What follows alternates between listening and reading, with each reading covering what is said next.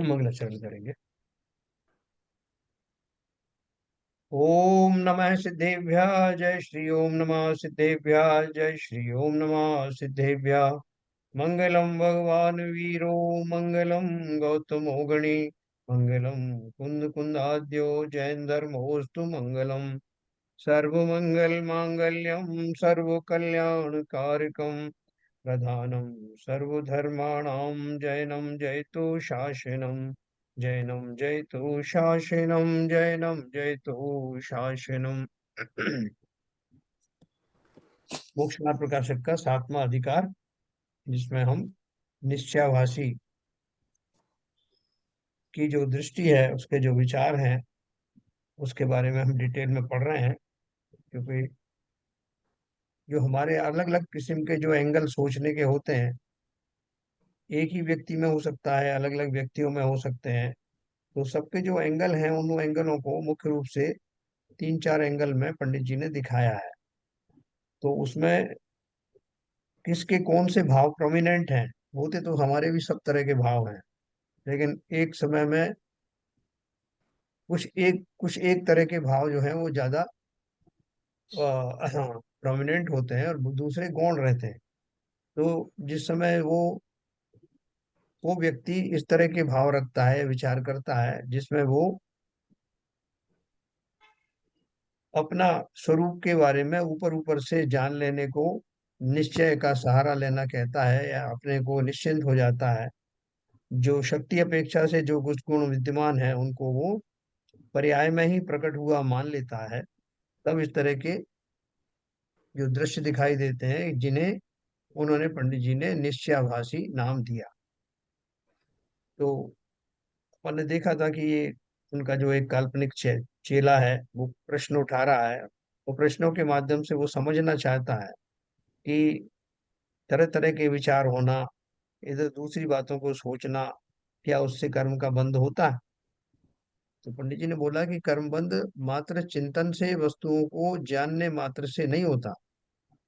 बंध कब होता है? जब हम उनमें राग द्वेष करते हैं। जो हमारे ज्ञेय पदार्थ हैं, उनमें किए जाने वाले राग द्वेष से ही बंध होता है। निरपेक्ष भाव से वस्तुओं को जानने से ना तो बंध होता है और ना किसी तरह का उपद्रव खड़ा होता है।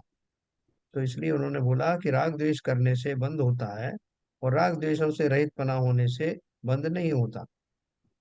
अभी उसने जो कुछ और प्रश्न पूछे हैं, जो अपन डायरेक्ट चल करके समझेंगे उनको, कि निर्विकल्प दशा किसे कहते हैं। तो निर्विकल्प दशा के ऊपर उसने काफी प्रश्न किए हैं। उन प्रश्नों के माध्यम से हमको भी समझ में आएगा कि निर्विकल्प दशा के बारे में हमको भी थोड़े बहुत कंफ्यूजन रहते हैं। तो वो पंडित जी ने बहुत अच्छे से क्लियर किया।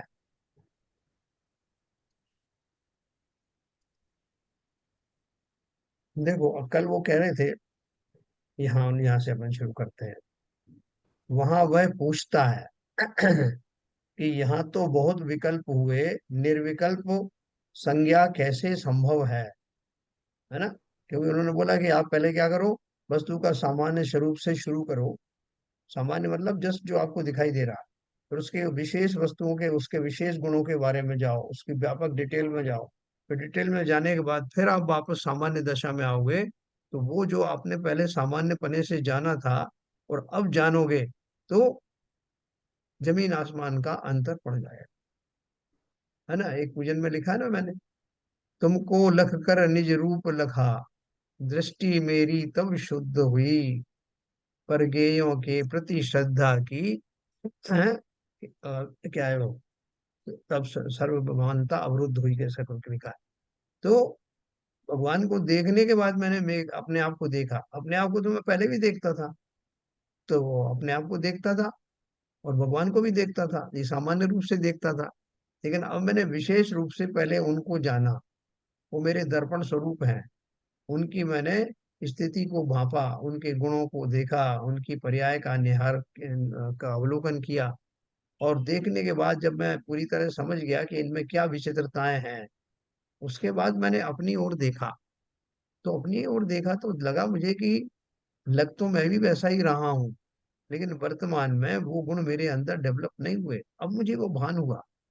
अब क्या कोई कहे कि आप अपने आप तो देखो तो सही, अपने आप को सब देख तो लिया, लेकिन अब जब मैं देखता हूँ उनकी ओर देखने के बाद तो मेरे भ्रम दूर हो जाते हैं, और मैं स्वयं स्वीकार करता हूँ कि मैंने अब स्व को वैसे नहीं देखा जैसा देखना चाहिए था। है ना? तो यहाँ वो क्या बोल रहे हैं? वस्तु का निश्चय होने के पश्चात ऐसा नहीं है कि सामान्य रूप स्वद्रव्य ही का चिंतवन रहा करे। स्वद्रव्य का तथा परद्रव्य का सामान्य रूप और विशेष रूप जानना होता है, परंतु वीतरागता सहित होता है, उसी का नाम निर्विकल्प दशा है। निर्विकल्प दशा का क्या परिभाषा बताई उन्होंने? कि जो भी वस्तुओं को मैं जानूं, मेरे बैकग्राउंड में वीतरागता अगर रहेगी तो मैं जो भी जिनको भी जानूंगा निर्विकल्प होकर जानूंगा। तो ये वो पूछ रहा है कि निर्विकल्प का तो मुझे कंफ्यूजन हो रहा है।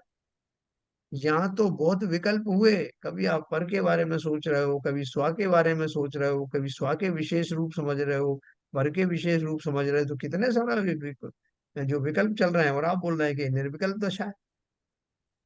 तो उत्तर उन्होंने दिया कि निर्विचार होने का नाम निर्विकल्प नहीं है ना? हम क्या सोचते थे कि जब सब कुछ छोड़ दिया जाए, सब कुछ जानना बंद हो जाए तो निर्विकल्प हो गए।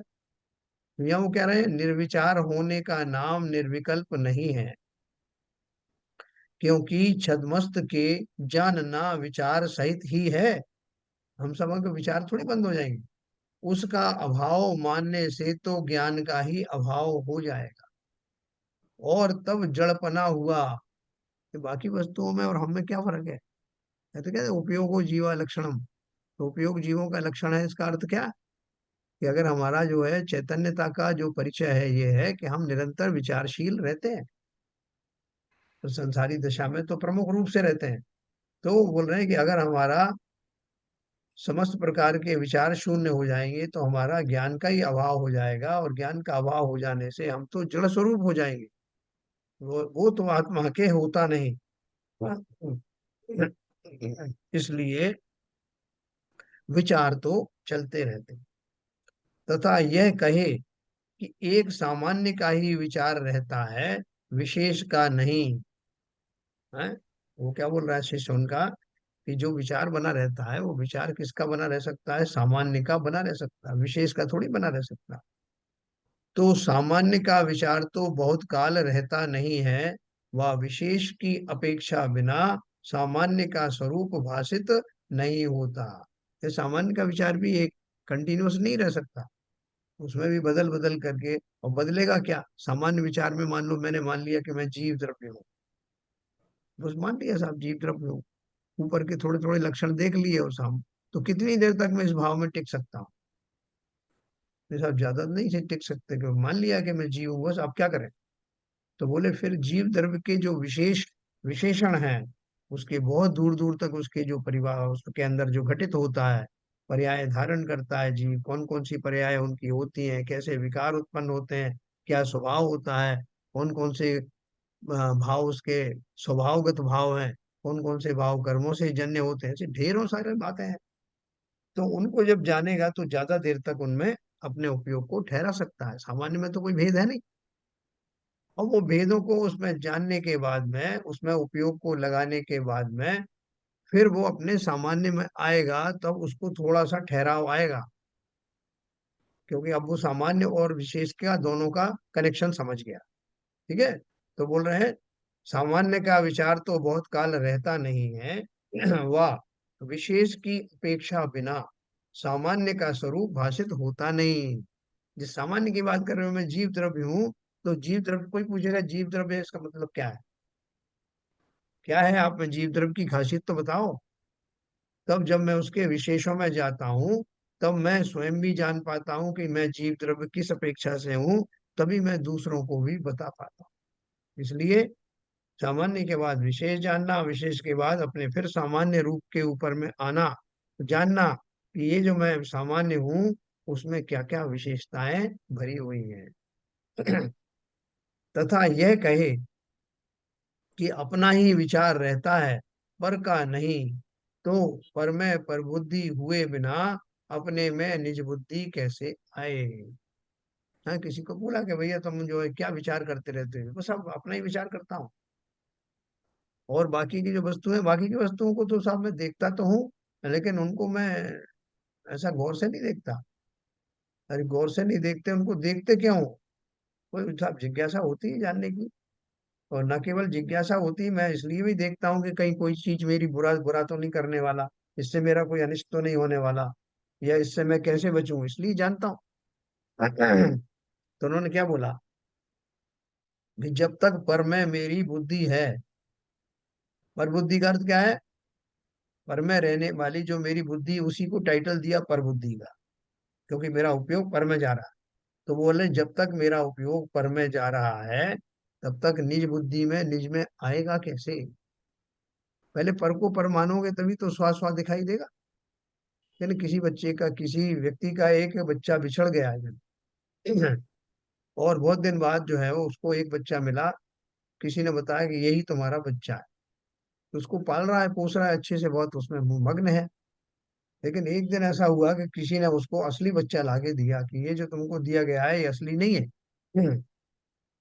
उसने चिन्ह विन्ह कुछ बताए करे तो उसको पता, पक्का पता लग गया कि मैं जिसे पाल रहा था वो मेरा नहीं था। और दूसरा बच्चा जो आया, जिसे वो अपने घर में ही नहीं घुसने दे रहा था, उसके ऊपर धीरे एकदम उसकी श्रद्धा आ गई। तो श्रद्धा आ गई तो अब जो पहले वाले के प्रति क्या होगा उसका? द्वेष हो जाएगा।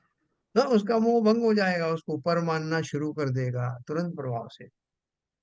तो जब उसको पर माना, उसी समय इसको अपना माना।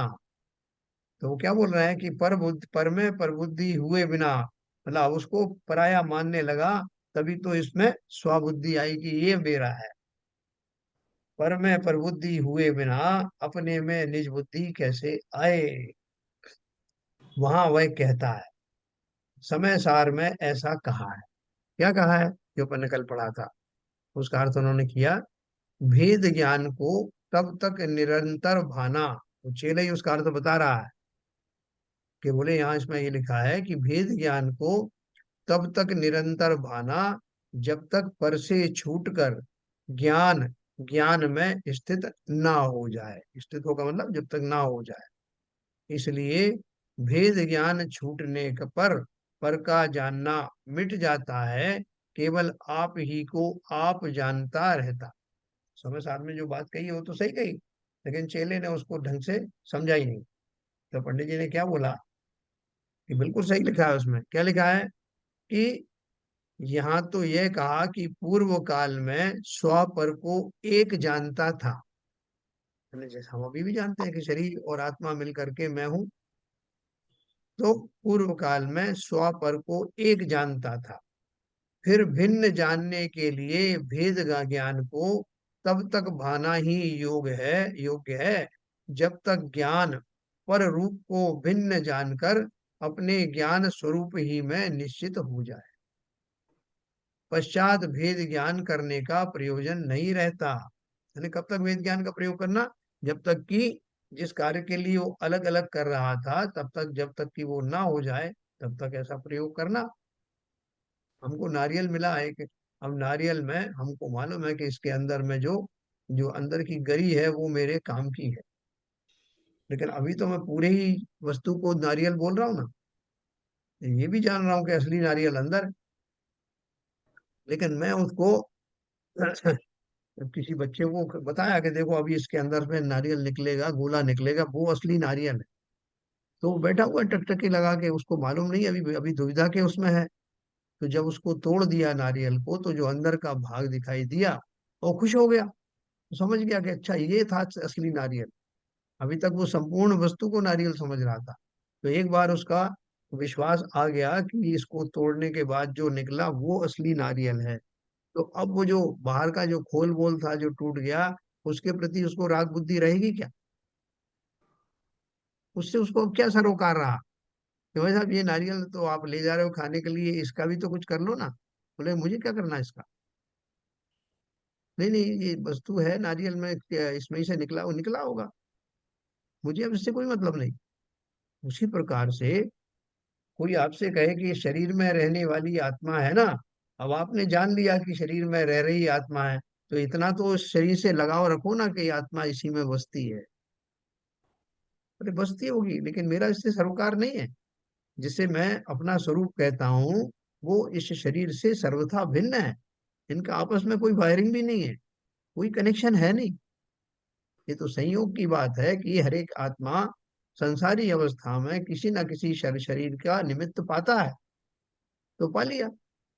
लेकिन उसको मैं अपना मानूं, उसमें राग करूं, द्वेष करूं, ये तो मुझे जरूरत है नहीं। तो उन्होंने ये कहा कि पूर्व काल में स्वपर को एक जानता था, फिर भिन्न जानने के लिए भेद ज्ञान को तब तक भाना ही योग्य है, जब तक ज्ञान पर रूप को भिन्न जानकर अपने ज्ञान स्वरूप ही में निश्चित हो जाए। पश्चात जान लिया भेद विज्ञान करने का कोई प्रयोजन फिर नहीं रहता। स्वयमेव पर को पर रूप और आपको आप रूप जानता रहता है ना। कि फिर से एबीसीडी से अब रात निकल गई, अब सवेरा फिर हुआ, अब फिर से मैं वही करूं विश्लेषण कि मैं अलग, शरीर अलग। फिर कल फिर रात को सोने के बाद फिर बोलूंगा मैं अलग ही। एक बार आपके श्रद्धा के उस पर आ गया, क्लैरिटी पे आ गया, तो आपको बार बार सोचने की जरूरत नहीं। क्योंकि अब आपका जो चिंतन होगा वो इसी रूप में होगा कि मैं जो आत्मा हूँ, आत्मा की खुराक अलग है, ज्ञान आदि की खुराक है, उसको शरीर आदि वाली खुराक जो है सूट करेगी नहीं। अब मैं उस दिशा में ही नहीं सोचता। मैं तो अब जिसे अपना मान लिया है, उसको क्या अच्छा लगता है, किससे उसका भला होता है, उसके बारे में सोचूंगा। अब भेद विज्ञान करने की जरूरत नहीं रही। तो पश्चात भेद विज्ञान करने का प्रयोजन नहीं रहता, स्वयमेव पर को पर रूप और आपको आप रूप जानता रहता। ऐसा नहीं है कि परद्रव्य का जानना ही मिट जाता है। अभी आप जान गए कि भाई वो गोला जो है वो ही असली नारियल है।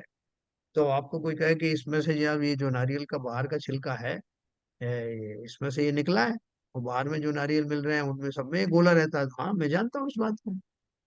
नहीं, आप क्यों जान रहे हो? आपको जानने के लिए मना किया ना, आप तो खाली गोले की तरफ देखिए, इनको देखिए ही मत। अरे भाई, देख रहा हूँ खाली इसलिए कि ये वही नारियल है क्या, ये वैसा ही नारियल है क्या, ये पानी वाला है क्या, इसलिए जान रहा हूँ। लेकिन उसको जानने से मैं कोई भ्रमित थोड़ी हो रहा हूँ। मैंने थोड़ी कहा कि जो ऊपर का भाग है वही असली नारियल, नहीं कह रहा हूँ। और अब जब पक्के तौर पे समझ गया हूँ कि इसके अंदर का माल ही नारियल है, तब तो कदाचित कभी भी मैं उसके ऊपर उसको वैसा विश्वास करके देखूंगा ही नहीं। तो बोले जब मेरी भ्रम की स्थिति निकल गई, मैं समझ गया कि असली चीज क्या है, तब भी अगर मैं दूसरी वस्तुओं को भी निरपेक्ष भाव से जानता हूं, तो मेरा कुछ भी हर्ज नुकसान होने वाला नहीं है ना। वो कह रहे हैं स्वयमेव पर को पर रूप और आपको आप रूप जानता रहता है। इस यही तो सम्यक दृष्टि बना है। सम्यक दृष्टि बना रोज कुआं खोदे और रोज पानी पिए ऐसा थोड़ी। एक बार श्रद्धा के पटल पर आ गया कि मैं जीव द्रव्य हूँ, शरीर आदि से निरपेक्ष हूँ, अलग हूँ, तो उसको बार बार फिर उस दिशा में चिंतन करने की जरूरत नहीं। हमको मालूम पड़ गया कि ये मेरे माता पिता हैं, मेरी पत्नी है, ये मेरा भाई है। हाँ, एक बार मालूम पड़ गया तो उसके बाद रोज रोज थोड़ी बैठ के सोचना पड़ेगा कि साहब यही है क्या मेरी पत्नी, यही है क्या मेरे माता पिता। अरे रोज रोज क्या, आप एक आपको पता लग गया, विश्वास हो गया। तो बोल रहे हैं ऐसा नहीं है कि परद्रव्य का जानना ही मिट जाता, इसलिए परद्रव्य को जानने या स्वद्रव्य के विशेषों के जानने का नाम विकल्प नहीं है ना। तो फिर विकल्प क्या है? तो किस प्रकार है सो कहते हैं, राग द्वेष वश किसी के को जानने में उपयोग लगाना और किसी के जानने से छुड़ाना, इस प्रकार बारंबार उपयोग को भ्रमाना, उसका नाम विकल्प है। भोजन कर रहे थे, तो किसी ने कहा भाई साहब टीवी भी तो लगाओ, जरा टीवी तो देखो क्या चल रहा है। टीवी लगा दिया। फिर बात तो किसी ने कहा गर्मी लग रही, आपको नहीं लग रही क्या, पंखा तो चलाओ। हाँ, खाना छोड़ा, टीवी छोड़ दिया, अब पंखा चलाने चले गए। फिर किसी ने कहा कि वो पंखा में मजा नहीं आ रहा, ठंड तो हो नहीं रही, तो एसी चलाओ, तो एसी की तरफ अपन घूम गए। फिर अपन ने सोचा कि ये सब जो है चीजें, ये कहाँ मैं फंस गया, भोजन तो करें। फिर भोजन पे आ गए। फिर भोजन में किसी ने कहा न्यूज भी तो देखो कितनी शानदार चल रही थी, फिर भोजन छोड़ करके न्यूज में आ गए। ऐसा विकल्प मेरा बार बार जा रहा है। तो बोल रहे हैं, राग द्वेषवश किसी गेय को जानने में उपयोग लगाना और किसी गेय के जानने से छुड़ाना, इस प्रकार बारंबार उपयोग को भ्रमाना, उसका नाम विकल्प है। तथा जहां वीतराग रूप होकर जिसे जानते हैं उसे यथार्थ जानते हैं, अन्य अन्य गेय को जानने के अर्थ उपयोग को भ्रमाते नहीं हैं, वहां निर्विकल्प दशा जानना है। आपके सामने एक वस्तु ला के रख दी गई है कि भाई साहब जरा देखना इसका, इसको शोधन कर देना। ये मेरे आपके सामने धनिये की पत्ती रखी है और इसको जरा ध्यान से करना, इसमें बहुत कीड़े वीड़े निकलते रहते। तो मैंने अपने समस्त उपयोग को एक जगह समेटा। ये मैं आपको बहुत मोटी स्थूल उदाहरण दे रहा हूँ, और उसी में लगा रहा। इस बीच लोग बहुत सारे कोलाहल हुए, टीवी भी चल रहा था, उसमें कुछ कुछ दृश्य आ रहे थे, मैं नहीं देख रहा था। बहुत सारे और भी इधर की आवाजें आ रही थी, मैं नहीं देख रहा था। देखते हुए भी नहीं देख रहा था। मैं सीधा अपना पूर्ण उपयोग उस धनिया की पत्ती को साफ करने में लगा था, पूरे कंसंट्रेशन के साथ लगा। तो मेरे पास में एक ही कार्य था, एक ही विकल्प था, उसी में सर्वरूप से लगा हुआ था। बाहर के कोलाहल, उसमें किसी भी तरह का राग द्वेष आदि मेरा नहीं था। है बहुत स्थूल उदाहरण है। तो उन्होंने क्या, अन्य अन्य गेयों को, अब कैसे जान रहा है वो धनिया की पत्ती में भी कोई राग नहीं कर रहा, उसको एक काम दिया गया है तो उदासीन भाव से उसे वो करना है तो कर रहा, इसलिए वो कंडीशन भी जरूरी है। जहां वीतराग रूप होकर जिसे जानते हैं उसे यथार्थ जानते हैं, अन्य अन्य गेयों को जानने के अर्थ उपयोग को भ्रमाते नहीं हैं। कि मेरे को ये काम मिला हुआ है, ये मैं कर रहा हूँ। धनिया की पत्ती अच्छी है बुरी है ये भी मुझे कोई मतलब नहीं, मुझे ये काम मिला है, ये कर रहा हूँ। और इस समय और कोई विकल्प मेरे मन में नहीं आ रहा, एक ही विचार है। तो बोल रहे हैं, अन्य अन्य गेयों को जानने के अर्थ उपयोग को भ्रमाते नहीं हैं, वहां निर्विकल्प दशा जानना। आप बोलोगे क्या, आप आपने लौकिक उदाहरण दी और आप निर्विकल्प दशा की बात कर रहे हो। निर्विकल्प दशा ये है क्या, धनिया साफ कर रहे हैं। उदाहरण के तौर पर एक विकल्प आने की बात कही है, देखो आगे उसको और क्लियर करेंगे। यहाँ कोई कहे कि छद्मस्त का उपयोग तो नाना गेयों में भ्रमता ही भ्रमता है, वहां निर्विकल्पता कैसे संभव है। चेला कमजोर थोड़ा है। उसने क्या बोला कि आपने हमको सब कुछ छद्मस्त कहा ना, क्योंकि हमें केवल ज्ञान नहीं हुआ, जो भी हमें ज्ञान का छोपछम है, उससे मैं तरह तरह के गेयों को जानने का मेरा स्वभाव है। मैं जानता ही रहता हूँ। मैं लाख कोशिश करूं कि और चीजों को ना जानूं, तब भी वो रह थोड़ी सकता। तो इसलिए उन्होंने कहा, छद्मस का उपयोग तो नाना गेयों में भ्रमता ही भ्रमता है, वहां निर्विकल्पता कैसे संभव है। उत्तर दिया, जितने काल तक, जितने काल एक जानने रूप रहे, तब तक निर्विकल्प नाम पाता है। सिद्धांत में ध्यान का लक्षण ऐसा ही किया है। क्या किया है, तत्वार सूत्र का 9 से लेकर 27 नंबर तक का सूत्र पढ़ना। क्या लिखा है, एकाग्र चिंता निरोधो ध्यानम, छोटा सा सूत्र है और उसका ऊपर वॉल्यूम्स लिखे गए। एकाग्र चिंता निरोधो ध्यानम, यानी एक का मुख्य चिंतवन हो और अन्य चिंता रुक जाए, उसका नाम ध्यान है। सर्वार सिद्धि सूत्र की टीका में यह विशेष कहा है, यदि सर्व चिंता रुकने का नाम ध्यान हो तो अचेतन पना आ जाए। हैं? सर्व दो बातें कही, अलग अलग है बातें दोनों। ऊपर क्या कहा, एक का मुख्य चिंतवन हो, मुख्य लगाया उसमें, एक का मुख्य चिंतवन हो और अन्य चिंता रुक जाए, यानी दूसरी चिंताएं गौण हो जाए, उसका नाम ध्यान है। और यहाँ सर्वार सिद्धि में क्या कहा, यदि सर्व चिंता रुकने का नाम ध्यान हो तो अचेतन पना आ जाए। तो पहले स्टेटमेंट में दूसरे स्टेटमेंट में कुछ फर्क है। यहाँ सर्व चिंता का अर्थ क्या है कि कुछ भी नहीं चिंतन करे, और वहां ऊपर वाले बात में क्या लिखा है कि मुख्य रूप से किसी एक चीज का चिंतन, है ना, दोनों ऐसी बात है। यदि सर्व चिंता रुकने का नाम ध्यान हो तो अचेतनपना आ जाए, तथा ऐसी भी विवक्षा है कि संतान अपेक्षा नाना ज्ञेयों का भी जानना होता है, परंतु जब तक वीतरागता रहे, रागादि से आप उपयोग को ना भ्रमाएं, तब तक निर्विकल्प दशा कहते हैं। वो कह रहे हैं नाना ज्ञेयों की संतान का मतलब क्या है कि एक आपके अंदर में कुछ विचार आया किसी वस्तु को जानने के बारे में, फिर उससे कनेक्टेड दूसरा विचार आया, फिर उससे कनेक्टेड तीसरा विचार आया, उसकी वो संतति है। तो बोल रहे हैं कि ऐसा जानते रहता है जीव, जैसे अपन जानने की ज्ञान की अपेक्षा से जाना कि जीव में ज्ञान है, तो वो ज्ञान, अब ज्ञान की बात आई तो ज्ञान को मैं किसी कितनी तरह से जान रहा हूँ कि ज्ञान भैया केवल ज्ञान भी एक ज्ञान होता है, सम्यक ज्ञान नाम का भी एक शब्द शब्द कहा जाता है, अवधि ज्ञान भी एक शब्द है। वो ज्ञान से रिलेटेड सारी वस्तुएं समझ रहा है, लेकिन कैसे समझ रहा है कि वो उसमें निरपेक्ष भाव से वीतरागता से समझ रहा है। तो वो बोल रहे हैं जब जब तक वीतरागता रहे, अपेक्षित नाना ज्ञेयों का भी जानना होता है, परंतु जब तक वीतरागता रहे, रागादि से आप उपयोग को ना भ्रमाएं।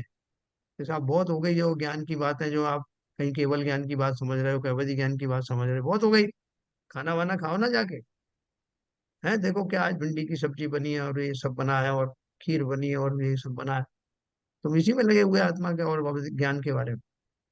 फिर वहां गए तो वहां से उन्होंने बोला कि खाने के अलावा और भी तो बहुत सारे काम है आप। तो अगर मैं अपना एक गेय जो लगा हुआ था उससे हट करके दूसरे गेयों में रागादि बुद्धि के साथ लगता हूं, तो ये मेरा निर्विकल्पपना नहीं कहा जाएगा। और जब तक मैं बिना किसी राग द्वेष के किसी एक शब्द विशेष पर, पर्याय विशेष पर, वस्तु विशेष के ऊपर चिंतन कर रहा हूं बिना राग द्वेष के, तब तक वो और उस विचार को और उससे कनेक्टेड विचारों पर भी मैं चिंतन कर रहा हूं, तब तक वो निर्विकल्प दशा ही है। क्योंकि ना तो मैं कहीं राग द्वेषवश अपने उपयोग को भ्रमाता हूँ, और ना ही मैं इन वस्तुओं का जिसका चिंतन कर रहा हूँ इनमें ही राग आदि उत्पन्न होने दे रहा हूं।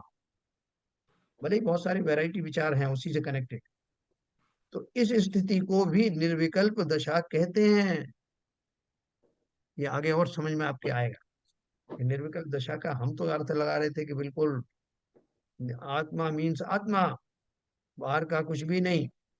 बिल्कुल सही है, अगर आत्मा के बारे में भी आप सोचोगे तो आत्मा से कनेक्टेड बहुत सारी बातें हैं, लेकिन निर्विकल्प के पीछे एक विशेषण लगा है कि उन द्रव्य के बारे में जानना, उससे कनेक्टेड विषय पर जानना, और दूसरे विषयों को किसी तरह से जानने में भी नहीं आएंगे, आपको टाइम मिलेगा नहीं, और उनके प्रति कोई राग आदि आपके अंदर उत्पन्न है ही नहीं कि आप अपने उपयोग को यहाँ से हटा के वहां लगाओ, और जहां अपने उपयोग को लगाया है उसमें भी कोई विकल्प राग सहित नहीं आ रहे हैं। तो ऐसी दशा को, जहां मैं किसी एकाग्र होकर के किसी एक चिंतवन को मुख्य करके उससे लगे हुए और कनेक्टेड चीजों को भी चिंतवन ला रहा हूं, लेकिन उपयोग को दूसरे ज्ञेयों की तरफ भ्रमित नहीं कर रहा हूं, जिस में मेरा उपयोग लग रहा है उसमें भी बिना किसी राग द्वेष के चिंतन कर रहा हूं, वहां उस दशा का नाम निर्विकल्प दशा है। कुछ क्लियर कर पाया मैं? हम्म। और तब देखो ये आगे। ऐसा भी निर्विचार और निर्विकल्प का आपने जो डिफरेंस बताया था, जी। थोड़ा सा एक बार और क्लियर करें। क्योंकि विचार तो, विकल्प में भी विचार ही चलता है तभी वो विकल्प आते हैं, विचार तो साथ साथ रहता ही है। हाँ, देखो उसके नीचे और देखो, इसमें ही समझ में आएगा। फिर वो भी बताऊंगा जो आपने पूछा। फिर वो कहता है ऐसा है तो परद्रव्य से छुड़ाकर स्वरूप में उपयोग लगाने का उपदेश किस लिए दिया है। वो बोल रहे हैं कि आपने पहले तो कहा था कि परद्रव्यों से अपना उपयोग को हटा करके और सिर्फ स्वरूप में लगाओ, और अब आप बोल रहे हो कि इधर उधर भी अगर कहीं ध्यान जा रहा है और बिना राग के है उसके विचार आ रहे हैं तो कोई हर्ज नहीं है। तो फिर आपने पहले ये क्यों कहा था कि परद्रव्यों से सब तरह से हट जाओ और अपने स्वरूप में ही लगो। मतलब परद्रव्य सारे सोचने योग विचारणीय नहीं है ना, उनकी तरफ विचार जाना ही नहीं चाहिए ना, यही तो आप कहना चाहते हो। तो फिर अभी आप क्यों कह रहे हो कि परद्रव्य भी अगर आप विचार में आ जाएं और उनमें राग द्वेष नहीं हो तो कोई दिक्कत नहीं? उसका उत्तर दिया गया, जो शुभ अशुभ भावों के कारण परद्रव्य हैं, परद्रव्य किसके कारण है? शुभ अशुभ भावों के कारण परद्रव्य हैं, उनमें उपयोग लगाने से जिनको राग द्वेष हो आते हैं और स्वरूप चिंतन करें तो जिनके राग द्वेष घट जाते हैं, ऐसी निचली अवस्था वाले जीवों को पूर्वोक्त उपदेश है। क्या बोल रहे हैं कि जैसे कोई व्यक्ति मंदिर, मैंने आपको कल बताया था उदाहरण कि जो कोई व्यक्ति मंदिर आता ही नहीं है, उसको हम क्या बोलते हैं कि भैया और सब काम छोड़ो, कुछ मत करना, तुम बस मंदिर आ जाओ। तो वहां हमारा मुख्य उद्देश्य क्या है कि इन के इन प्रकार इसको मंदिर लाना। फिर जब मंदिर आ गया तो फिर हमने कहा भैया मंदिर आके खड़े रहते चुपचाप से कुछ पूजन पाठ कर लो, तो पूजन पाठ में लगाया। फिर उसको बोला कि पूजन पाठ करने में ही लगे रहोगे क्या, इसमें क्या धरा है? बोले अरे आप कैसे कैसे बात करते हो, अभी आप थोड़े दिन पहले तो कह रहे थे कि पूजन पाठ किया करो तुम्हारा कल्याण होगा, अभी आप बोल रहे हो कि इसमें क्या धरा?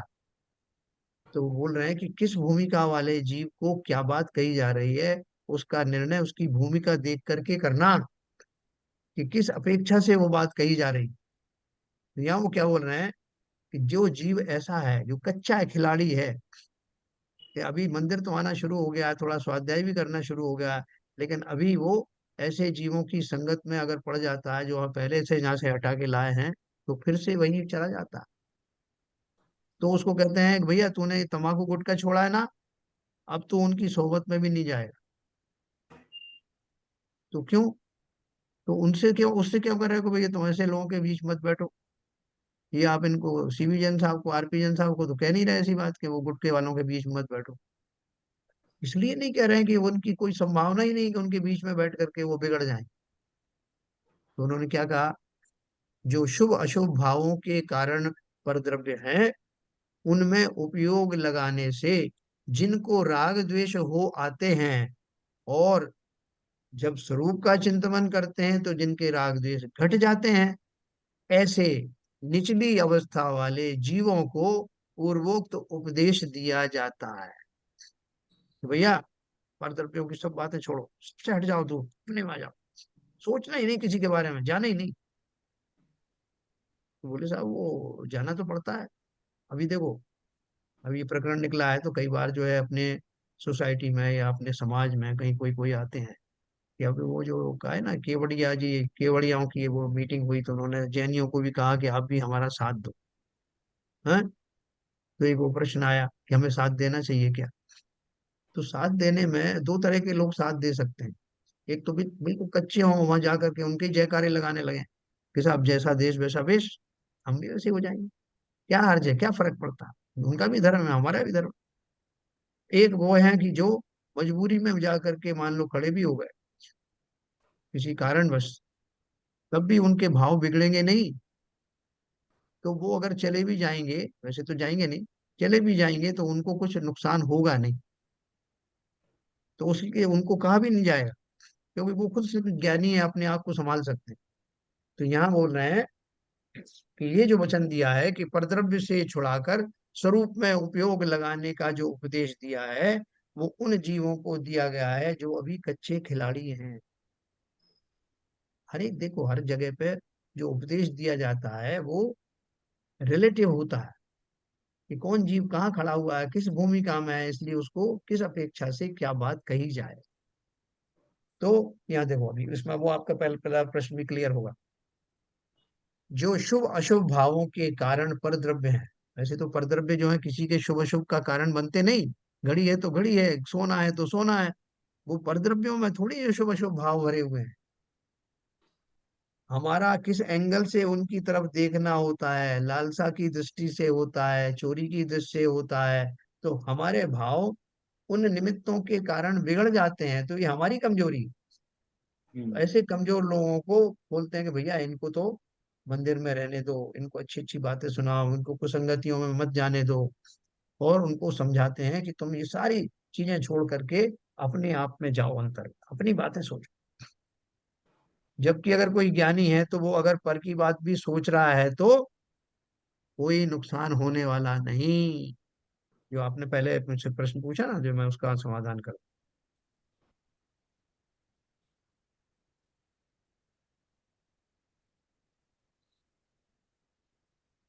ये देखो, उन्होंने बोला कि निर्विचार होने का नाम निर्विकल्प नहीं है, क्योंकि छद्मस्त के जानना विचार सहित है।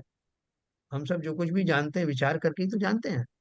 कि जरा विचार करिए कि ऐसा जो स्वांग भर के आया वो कौन हो सकता है। तरह तरह के विचार हमारे हमेशा आते रहते हैं। तो बोल रहे हैं कि वो विचार करने के लिए मना थोड़ी करना है, क्योंकि वो छद्मस्त दशा से विचार करता हुआ ही आगे बढ़ता है। तो निर्विचार होने की बात नहीं है, पंडित जी बोल रहे हैं। उसका अगर अभाव मान लिया कि मैं विचार शून्य हो जाऊं, कोई विचार ही ना उठे, तो वो तो संभव है नहीं। जिस तरह से समुद्र में निरंतर लहरें उत्पन्न होती रहती हैं, ये समुद्र का स्वभाव है। थोड़ी लहर हो, ज्यादा लहर हो, लहरें तो उठेगी। उसी प्रकार जीव का जो स्वभाव है कि उसके अंदर में विचार उठते रहते हैं। और विचार निर्विचार होने को निर्विकल्प नहीं कहते, क्योंकि फिर तो निर्विकल्प दशा और जड़ दशा एक ही हो गई। तो क्योंकि छद्मस के जानना विचार सहित है, उनका अभाव होने मानने से ज्ञान का अभाव होगा, है ना। सो आत्मा हाँ को, नहीं, वो तो ये बात सही है, लेकिन निर्विकल्प में भी विचार साथ में है एक्चुअली। तो हाँ तो विचार है शून्य तो ना, आदमी हो नहीं सकता ना सर, विचार शून्य कैसे होगा? यही तो कह रहे हो और यही हम कह रहे हैं। इसमें कहाँ है, आपको कंफ्यूजन क्या आ गया? नहीं देखिए ललित जी, मतलब मुझे आप तो दोनों एक ही जैसी बात लगती है। निर्विचार निर्विचार मतलब अगर विकल्प नहीं है तो विचार भी नहीं है उस समय ना। तो नहीं जैसे आपने देखिए, जो एग्जांपल दिया कि गर्मी है, पंख एसी चला दो, तो विचार आया। विकल्प बना एसी चला दें, या मतलब मतलब एक तरह सिनोनिमस जैसे नहीं लग रहे हैं क्या ये? बिल्कुल नहीं देखिए है। ललित, विचार आना या ललित विकल्प आना? ललित जी, विचार तो जी। हमेशा आएंगे। ये कह रहे हैं आप निर्विचार तो रह ही नहीं सकते। हाँ मगर मगर पर द्रव्य के बारे में आप जानेंगे, उसका उसके बारे में पूरा सोचेंगे, सुनेंगे, समझेंगे, मगर उसमें अपना राग द्वेष अगर नहीं लगाएंगे तो वो दशा निर्विकल्प रहेगी। ये कह रहे हैं आप। हाँ हाँ, मतलब अगर निर्विकल्प में राग, वो विचार जो है राग रहित है। हाँ, राग वही तो राग एक बार द्वेष नहीं होंगे उस राग द्रव्य राग के, रहित है तो वो निर्विकल्प है। तो वो दशा निर्विकल्प कहलाएगी। ये कहने का जो मतलब है विचार, बार बार। हाँ विचार, विचार अगर राग रहित है तो निर्विकल्प है, और अगर राग सहित है तो मतलब वो तो फिर विकल्प, वो विकल्प विकल्प है। सहित है। विकल्प विकल्प है बिल्कुल एक्चुअली। सही, बिल्कुल सही है। बिल्कुल सही राग है। सहित है तो भी विकल्प है। हाँ राग के बिना तो विचार आते जाते रहते हैं। हाँ निर्बुद्धि पूर्वक कई विचार आते हैं। जैसे भाई साहब ने बताया ना, समुद्र के अंदर लहरें आती हैं जाती हैं, चल रही है। लेकिन अब किसी कोई कोई लहर जो हमारा राग उसमें लग जाए तो तब वो विकल्प बन जाएगा। ये है। जी। तो भाई साहब, देखो भाई ये भी, साहब हाँ हाँ, सही है ना? बिल्कुल बिल्कुल। देखो इसका उन्होंने आगे लिखा है, देखो, यहाँ कोई कहे कि छद्मस का उपयोग तो नाना गेयों में भ्रमता ही भ्रमता है, वहां निर्विकल्पता कैसे संभव है। जो आपने प्रश्न किया है वैसे ही उसने प्रश्न किया है कि हमको तरह तरह के विचार आते ही रहते हैं, तो हमारे निर्विकल्पता कैसे संभव है। तो उन्होंने क्या बोला, जितने काल एक जानने रूप रहे, जानने रूप रहे, है ना, जानने रूप अगर शब्द कह रहे हैं तो उसका अर्थ यह है कि बिना राग द्वेष, तब तक निर्विकल्प नाम पाता है। सिद्धांत में ध्यान का लक्षण ऐसा ही किया है। तो क्या किया है, एकाग्र चिंता निरोधो ध्यानम। अभी देखो बगला जो होता है ना, बगला भी ध्यान लगाता है ना। इसकी जो इसकी परिभाषा है उससे मिलता जुलता ध्यान है उसका। क्या कहा है, एक का मुख्य चिंतन हो और अन्य चिंता रुक जाए, उसका नाम ध्यान है। काग चेष्टा बको ध्यानम, है ना, स्वान निद्रा तथैव चा। किसी को बोले कि ये भाई ध्यान कैसे लगाना, बोला जैसे बगला लगाता। तो कैसा लगाता बगला ध्यान, कि जिस समय वो ध्यान लगा का स्वांग भरता है, उस समय उसकी पूरा एकाग्रता उस मछली के ऊपर रहती है। कि वो मुझे ये मान ले कि मैं तो जड़ हूँ और इधर आ जाए और मैं उसको पकड़ लूं, तो पूरा उसका ध्यान का स्वांग चलता है। बाकी के सब ध्यान रुके हुए हैं, एकाग्रता है, लेकिन कैसी एकाग्रता है? पूर्ण राग से भरी हुई है, राग द्वेष से भरी हुई। एकाग्र तो जरूर है। तो यहाँ जो परिभाषा दी गई है उसमें वो विशेषण लगा लेना। हाँ, जिस ध्यान की अपन बात कर रहे हैं, जनरल ध्यान तो ऐसा ही है, एक का मुख्य चिंतन हो और अन्य चिंता रुक जाए, उसका नाम ध्यान है। हमारा रौद्र ध्यान होता है, हमारा आर्त ध्यान होता है, छोटा ध्यान होता है। तो उन सब ध्यान में ये परिभाषा लागू होती है। ध्यान की परिभाषा क्या हुई? एक का मुख्य चिंतन हो। जैसे आपका ध्यान एक ही जगह पे लगा रहता है, देखो कितने सारे लोग बैठे हैं, आप एक ही पे लगे हुए हो, तो उसको भी हम ध्यान शब्द से संबोधित करते हैं।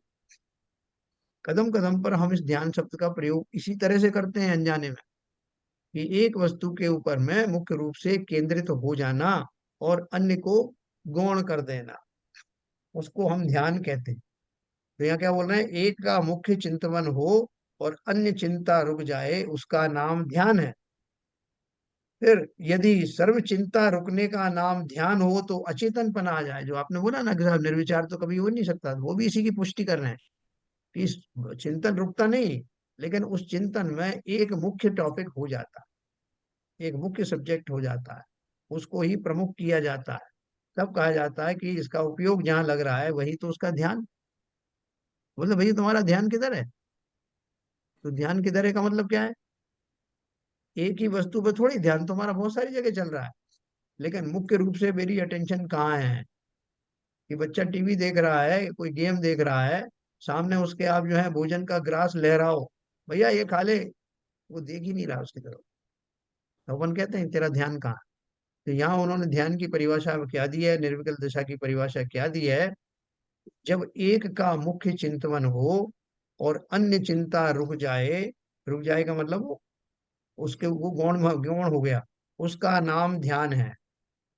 यदि सर्व चिंता रुकने का नाम ध्यान हो तो अचेतनपना आ जाए। हम अभी तक यही समझते थे कि निर्विकल्प दशा का अर्थ यही होगा कि सारे विचार खत्म हो जाएं, जो संभव नहीं, चैतन्य में ऐसा संभव है नहीं। फिर उन्होंने ये लिखा कि फिर क्या करें, निर्विकल्प दशा का परिभाषा क्या बनाई उन्होंने? तथा ऐसी भी विवक्षा है कि संतान अपेक्षा माने जो अपन ने एक विचार आया तो उससे कनेक्टेड दूसरे विचार आए, वो उसकी संतति कहलाती है। नाना ज्ञेयों का भी जानना होता है, परंतु जब तक वीतरागता रहे, रागादि से आप उपयोग को ना भ्रमाए। कोई मैं एक चीज देख रहा हूं तो जब तक कोई राग का भाव नहीं आएगा तब तक मेरा उपयोग वहां से हटेगा नहीं। किसी ने आवाज लगाई, मेरी माता जी ने पुकारा, पत्नी ने आवाज लगाई, तो मैं आवाज को पहचान करके वो अपना जो चिंतन चल रहा था उसको छोड़ करके उस तरफ भ्रमित हो करके अपना मन लगा दूंगा। अरे पत्नी की आवाज, ये माता जी की आवाज। तो उनके प्रति जो मेरा राग है, उस राग ने मुझे इस उपयोग से लगाकर वहां स्थापित कर दिया। तो वो मेरी जो निर्विकल्प दशा थी, जो मैं एक वस्तु विशेष में लगाए हुए था। अभी आपका एक प्रश्न अगला आ सकता है कि वो वस्तु खोटी भी तो हो सकती, तो क्या खोटी वस्तु में निरंतर चित्त लगाना भी निर्विकल्प दशा है ना? ये भी प्रश्न आएगा। लेकिन फिलहाल आप इतना समझिए कि वो ऐसी ही बात कर रहे हैं। राग आदि पर जब तक वीतरागता रहे, वीतरागता किस में रहेगी? अगर खोटी वस्तु भी अगर है तो वीतराग भाव से उसे मैं देख रहा हूं, उसमें कोई राग नहीं, तो मेरे लिए खोटी और अच्छी को कोई सवाल ही नहीं। रागादि से आप उपयोग को ना भ्रमाएं, ना तो जिसका चिंतन कर रहा है उसमें राग है, और ना ही उपयोग को भ्रमाने के लिए कोई राग की बात आई जिससे मैं अपने इस वस्तु से हट करके उस तरफ चला गया। तो दोनों दशा में सर्वथा अगर वीतरागता बनी रहे तो निर्विकल्प दशा रहती है। मतलब जिसका चिंतन मुख्य रूप से कर रहा है, अन्य वस्तुएं सब गौण हैं, और उसी मुख्य रूप के चिंतन में मैं कंटिन्यूअस लगा रहूं जितने काल तक, कोई इधर उधर भटकू नहीं, उस दशा का नाम निर्विकल्प दशा है। चिंतन चल रहा है, मेरा विचार चल रहे हैं, विचार शून्य नहीं हुआ, लेकिन जो मैंने एक टॉपिक सोचा है उस टॉपिक के और उससे कनेक्टेड चीजों के बारे में निरंतर मेरा विचार चल रहा है, बिना किसी राग द्वेष के। मैं बार बार अपने उपयोग को भ्रमाना ही नहीं रहा हूं। तो एक मुख्य विचार है, इसलिए उस दशा का नाम निर्विकल्प दशा है। फिर वो कहता है, अभी मैंने पढ़ा ना, फिर वो कहता है कि ऐसा है तो परद्रव्य से छुड़ाकर स्वरूप में उपयोग लगाने का उपदेश किस लिए दिया।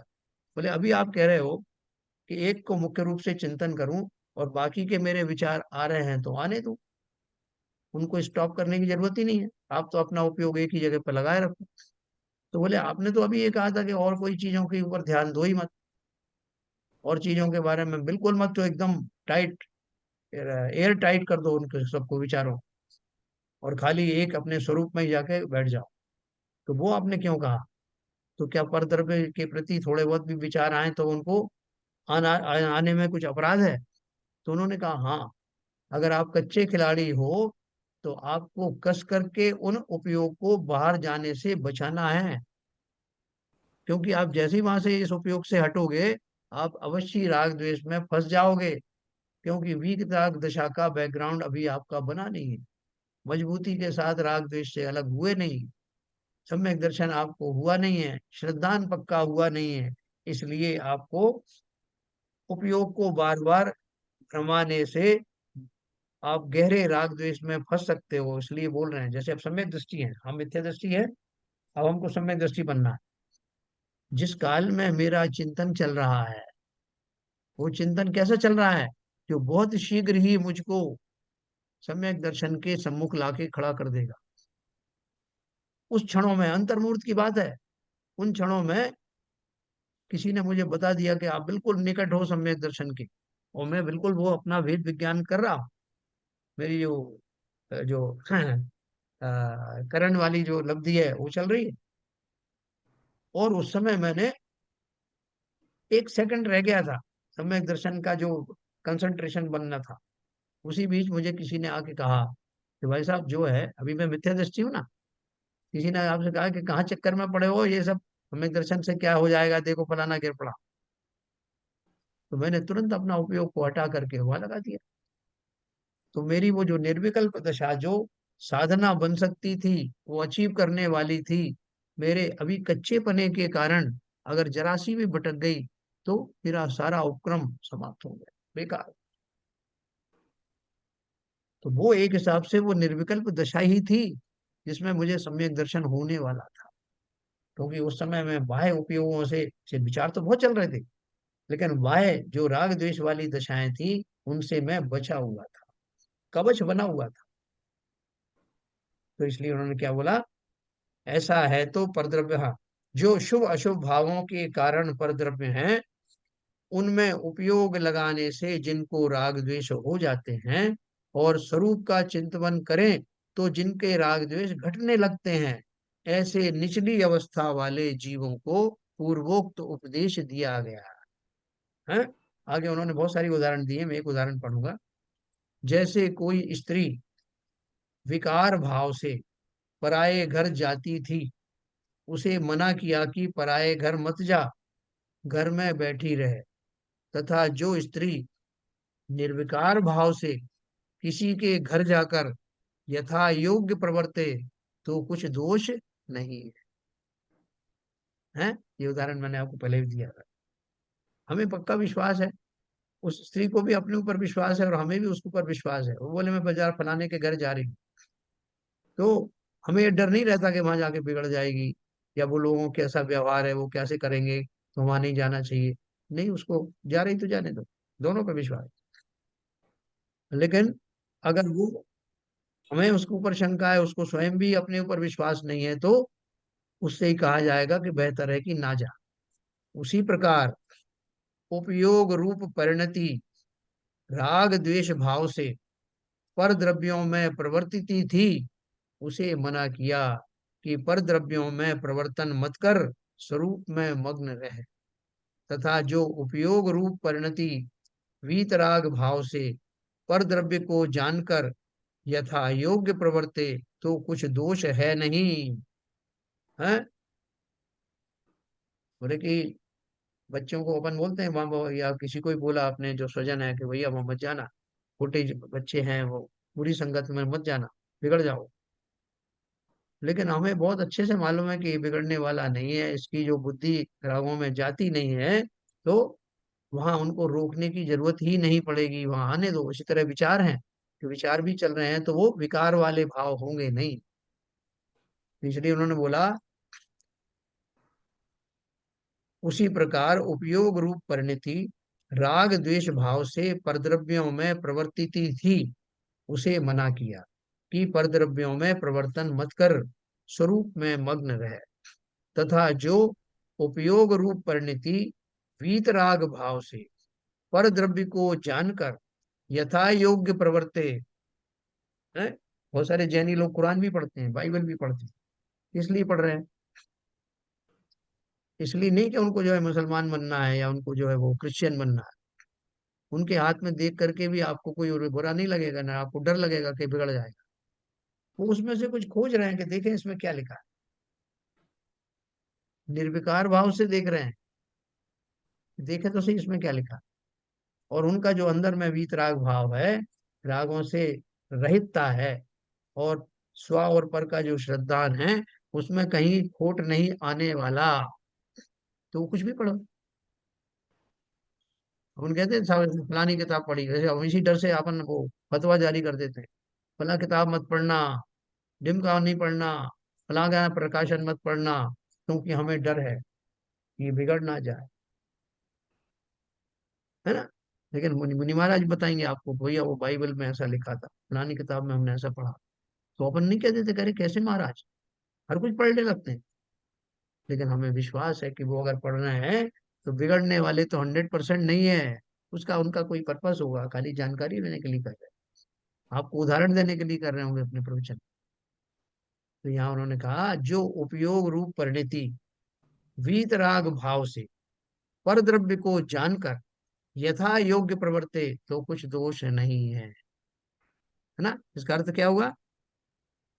इसका अर्थ ये हुआ कि अगर आपके कुछ भी विचार आ रहे हैं तो विचारों को रोकने की आवश्यकता नहीं, सो लॉन्ग एज कि आपका जो मूल चिंतन है वो किस दशा में बना हुआ है, उस दशा में, और उपयोग बार बार इधर उधर भ्रमित होता नहीं है, तो एकाग्र चिंता निरोध से ध्यान है, एक वस्तु को मुख्य करके चिंतन करना और उपयोग को भ्रमित ना करना, वही ध्यान की परम अवस्था है। ठीक है सर, यहाँ तक समझ में आया? जी सर। हाँ। आगे पर अपन उन्होंने एक प्रश्न और किया, ये निर्विकल्प दशा के ऊपर में बहुत प्रश्न उत्तर किए हैं। हाँ, एक प्रश्न किया जो खाली प्रश्न पढ़ के मैं आपको सुनाता हूँ। फिर वो कहता है, ऐसा है तो महामुनि परिग्रहादिक चिंतवन का त्याग किस लिए करते हैं? हाँ हाँ हाँ हाँ। किसी चीज का चिंतवन कर रहे हैं ना, परिग्रह छोड़ने का चिंतवन कर रहे हैं, तो क्यों कर रहे हैं साहब? जब उनके पास है ही नहीं परिग्रह तो उसका चिंतवन क्यों कर रहे हैं? ये अपन अब कल पढ़ेंगे। देखो, अच्छी तरह से खूब, जैसे वो गाय होती ना, भोजन करने के बाद घंटों जुगाली करती रहती, उसी तरह से हमको ये रस ले ले करके सिद्धांत समझने हैं। जो खुराक एक बार में जाए उसको खूब अच्छे से मंथन करके समझना। क्या ललित जी, कोई भ्रम की स्थिति तो नहीं बन रही?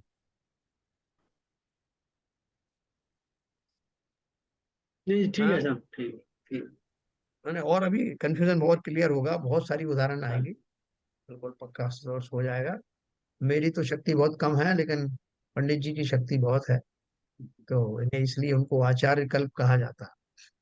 क्या हरभजन साहब? सर, बहुत बढ़िया बढ़िया बातें हैं। ये एक्चुअली में जिस्ट है पूरा, निर्विकल्प दशा कहाँ से आई, कैसे आई। Yes yes yes yes. क्योंकि देखो हमने अभी तक ये सब सुने हैं खाली। एक्चुअली ये- हाँ निर्विकल्प की पंडित जी ने असली परिभाषा दे के हमारी परिभाषा बदल दी। हाँ। हाँ। राग का और जो चीज बता, मतलब कॉन्सेप्ट क्लियर हुआ ना आज एक्चुअली। हाँ, नहीं ये सोचते हैं निर्विकल्प का मतलब है, जैसे ललित जी कह रहे थे, विचारों को आने से रोक देना ही निर्विकल्प दशा समझ रहे थे हम। Correct correct correct correct. क्योंकि जो निर्विकल्प का लिटरल मीनिंग वही होता है। अगर लिटरल मीनिंग आप निकालेंगे होता है। कल अपन इसके बारे में और जानेंगे, और जो और भी बहुत सारी उससे कंसर्न जो एग्जाम्पल दिए हैं उनसे बहुत अच्छे से समझ में आएगा। चलिए, समय हो गया। तो सर इसमें बिल्कुल। इसमें ये बोल सकते हैं कि राग राग को इस तरह से भी कह सकते हैं कि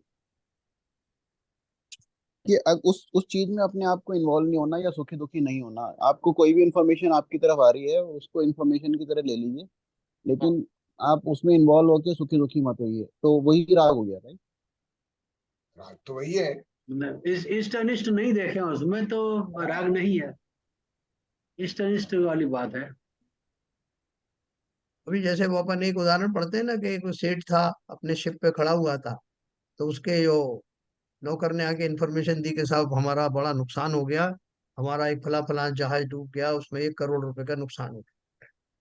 तो सेठ जी ने, उनकी मनोदशा थी दूसरी प्रकार की, उनका चिंतन ही अलग था, मतलब आर्त ध्यान रोद ध्यान से दूर थे।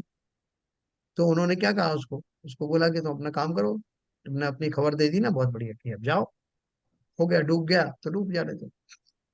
ऐसा कोई साधारण व्यक्ति तो कह नहीं सकता।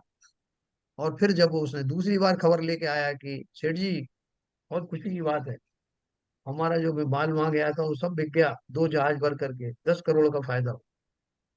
उन्होंने कहा, हाँ ठीक है भैया, तुमने बता दिया ना, अब अपना काम करो।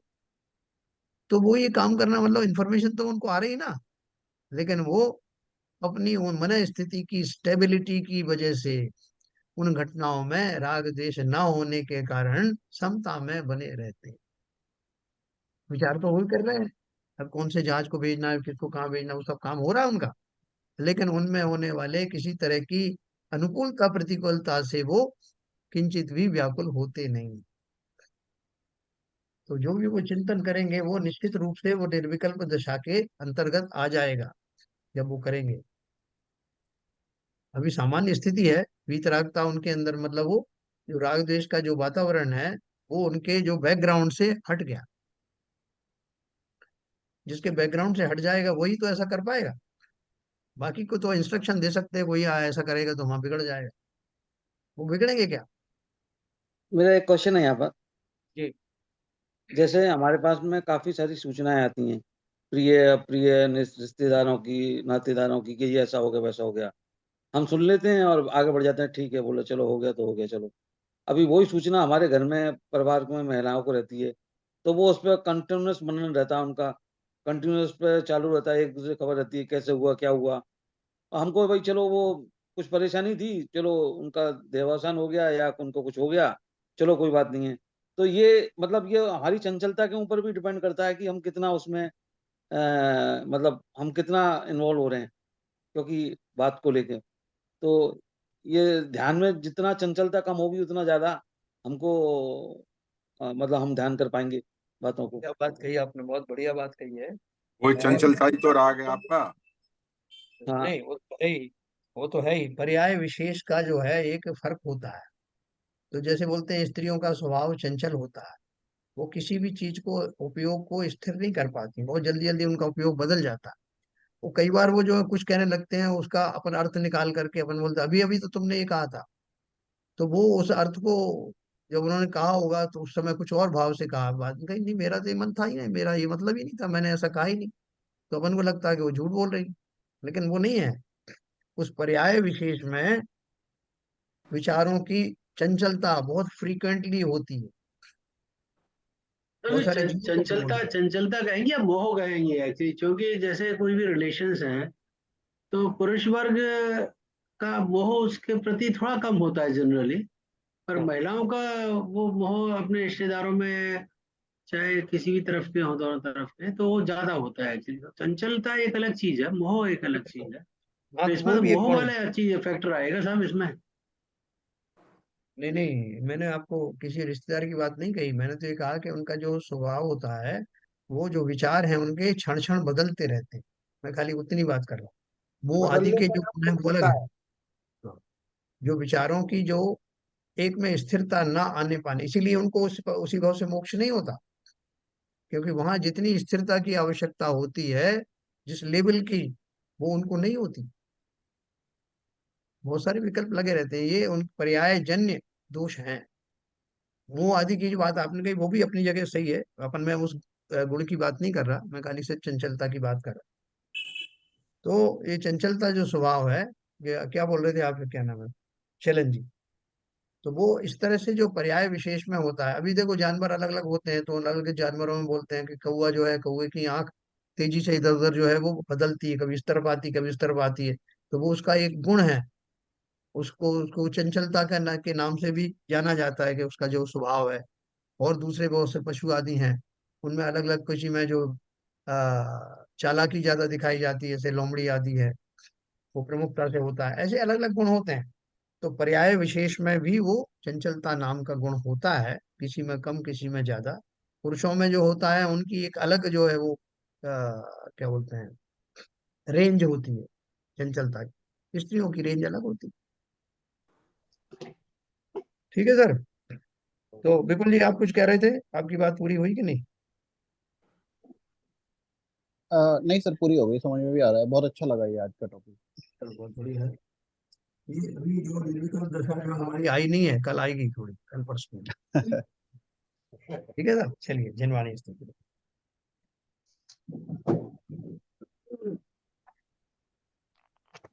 मिथ्यातम नाश वेको ज्ञान के प्रकाश वेको अपर भास वेको भानु शिव खानी है।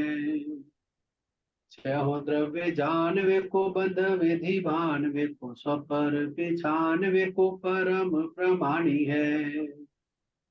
अनुभव बताए वेको जीव के जताए वेको काहू न सताए वेको भव्य उर आनी है। जहाँ तहाँ तार वे को पार के उतार वे को सुख विस्तार वे को यही जिन वाणी है। हे जिनवाणी भारती तो हे जपुंदर रहन, जो तेरी शरणा गए सो पावे सुख चैन। या वाणी के ज्ञान से सूझे लोकालो, सो वाणी मस्तक धरो सदा देते हैं दो, सदा देते हैं दो। जिनवाणी माता की जय।